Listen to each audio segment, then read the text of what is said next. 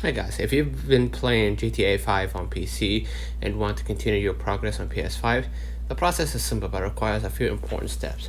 First, create or sign into your Rockstar Games Social Club account on both PC and PS5. This account links your GTA Online data across platforms.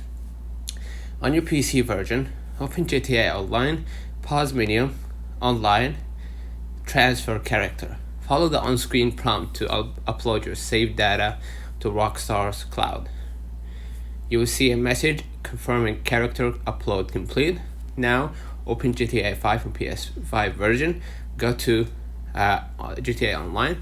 You will see an option to download previous save. Choose your PC profile.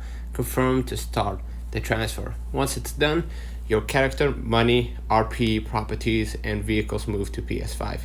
Important note: the transfer is one time only. Once you move your data to console, it can't be reverted back to PC. Make sure both versions are fully updated before starting to avoid sync errors. Don't forget to like and subscribe. See you in the next one.